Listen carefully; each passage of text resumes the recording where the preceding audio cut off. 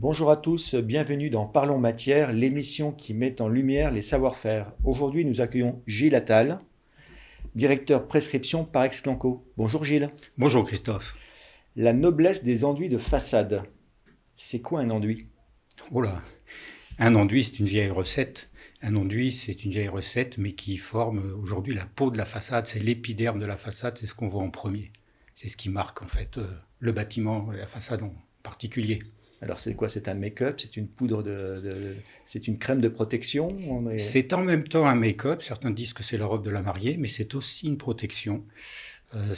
L'enduit sert à protéger, à décorer les façades et à donner leur personnalité aux façades. Alors, c'est un make-up, c'est une crème, il y a une composition. C'est quoi enfin, dire les compositions peut-être? Est-ce qu'il y a un composant universel dans les Il y enduits a un ou alors... composant universel, il y a effectivement une vieille recette. En général, un enduit, ce sont des charges qui peuvent être des charges minérales qui sont liées avec des liants qui peuvent être hydrauliques, des liants comme la chaux, le ciment, le plâtre, certains liants organiques.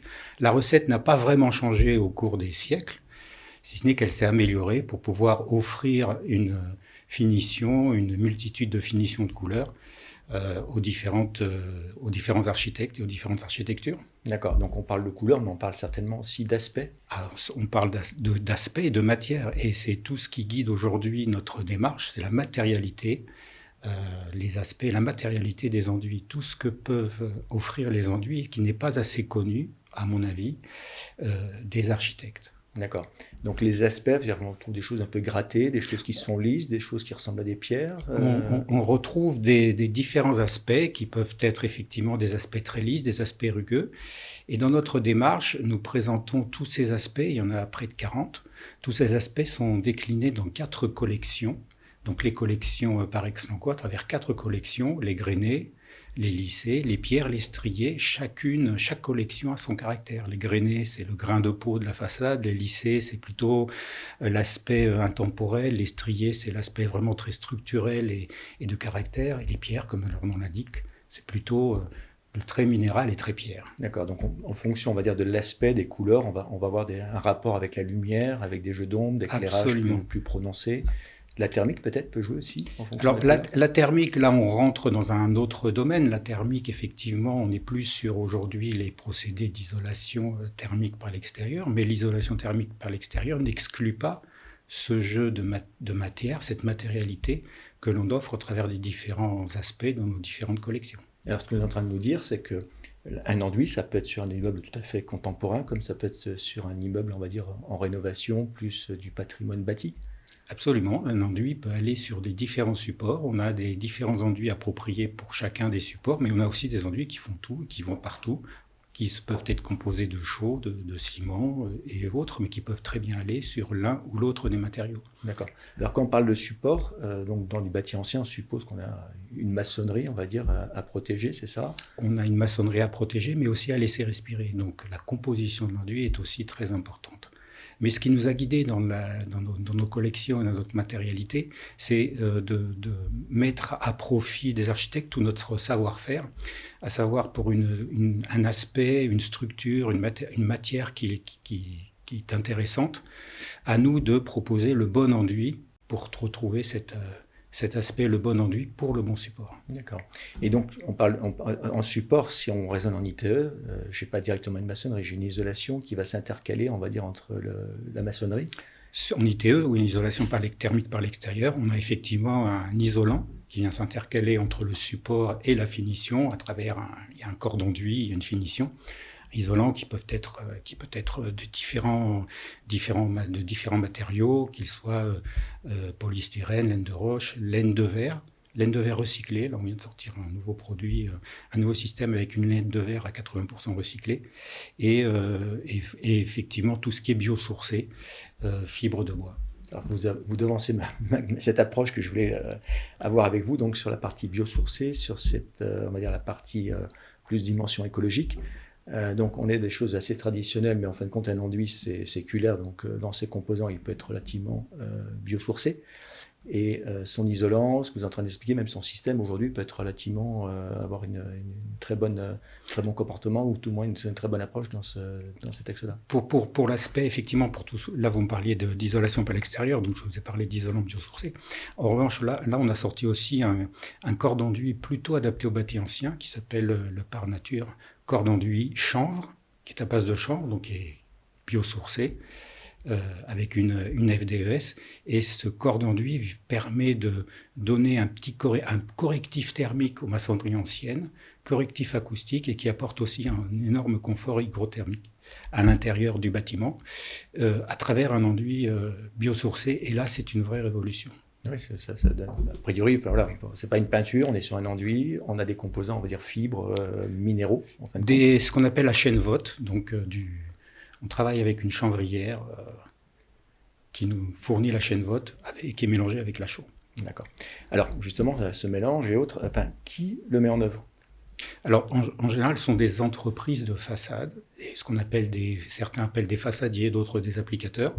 Certains ont un très large spectre d'applications et de savoir-faire, d'autres sont plus spécialisés pour le bâti ancien, d'autres plus en isolation par l'extérieur, mais on a aussi des entreprises qui savent tout faire aujourd'hui. Donc, ce sont plutôt des entreprises spécialisées pour la façade. D'accord, donc façadier ou enduiseur Selon enduiseur, façadier, selon les vocabulaires, selon les régions, selon peintre parfois pour l'isolation par l'extérieur ou autre. Il y a une certification, il y a des labels pour appliquer justement. Alors, il y a des CPT, des cahiers des prescriptions techniques, il y a des DTU, il y a des avis techniques, donc tout ça, il faut se conforter à ces méthodes et ces certifications. D'accord. Un ordre de budget, on a une maçonnerie, on va dire, un peu ancienne, qui respire mal, ou qui respire plus du tout. On veut lui redonner un coup de peps. Si on veut lui donner un coup de peps, donc il va falloir décrouter, refaire. Donc là, ça peut monter très vite. Mais la fourchette des enduits tant neufs qu'en rénovation ou en isolation, ça peut aller de 20 et quelques euros jusqu'à 300, 250 euros en fonction de ce qu'il y a à faire, des performances, de ce qu'il y a à faire, de l'isolation, s'il faut décrouter une vieille maçonnerie, s'il faut remettre un grillage. Voilà, donc c'est très très large. D'accord. Donc il y a un diagnostic qui doit être fait auparavant. Un diagnostic qui doit être fait auparavant. Et c'est là, effectivement, où nous, on apporte notre savoir-faire pour offrir, à travers la matérialité, les collections qui peuvent attirer l'attention des architectes, qui ne connaissent que 3-4 finitions. On a fait pas mal d'interviews, de retours, et on en a près de 40. D'accord. Donc on peut faire énormément de choses. Ils ont une connaissance très restreinte de ce que peut offrir l'enduit. À nous, ensuite, de positionner le bon produit pour le bon support. Donc le bon produit, le bon support, la bonne technique appropriée. La bonne technique. Donc vous avez toute cette partie accompagnement, je suppose. Absolument, accompagnement. Y compris, si besoin, la partie entreprise. D'accord. Sur un autre champ qu'on a déjà commencé à aborder, mais quel est l'impact sur l'environnement en fin de vie, sa notion de durabilité, sa notion de recyclabilité? Alors, l'enduit est solidaire du support. Donc, quand on va déconstruire, l'enduit, par exemple sur un béton, sur une maçonnerie, devient un déchet inerte, mais il peut être effectivement recyclé en déchet. Il va en déchet inerte avec un recyclage possible. Tout ce qui est, par exemple, isolant, si on parle d'isolant, il y a aujourd'hui des filières de recyclage des différents isolants, possiblement. D'accord. Et la durée de vie d'un enduit, grosso modo, sa durabilité on voit aujourd'hui, regardez dans Paris, regardez Versailles, regardez un peu partout, on a des enduits qui sont là depuis plusieurs siècles et qui, certains ont un petit peu mal vieilli. Bon, ils ont duré plusieurs siècles, mais il n'y a pas de durée de vie spécifique, mais ça peut durer, ça peut durer pas mal d'années, si ce n'est que sur les durées de vie qu'on prend en compte dans les fiches de déclaration environnementale et sanitaire, c'est une durée de vie de 50 ans, mais ça c'est normé, c'est la durée de vie classique qui est prise en compte. Mais ça peut durer beaucoup plus que ça. D'accord, beaucoup plus que ça, si c'est bien appliqué. Si on a fait le bon diagnostic, si on a amené le bon produit sur le bon support. Et l'avantage de travailler avec ces enduits-là, c'est que tout est dans le sac et tout est bien dosé pour obtenir le bon résultat. Merci à vous, Gilles, de nous avoir présenté les enduits de façade par Esclanco. Avec plaisir. Et surtout de nous avoir donné envie de les utiliser. À bientôt pour une prochaine édition. Merci à vous tous de votre fidélité. On se retrouve très vite.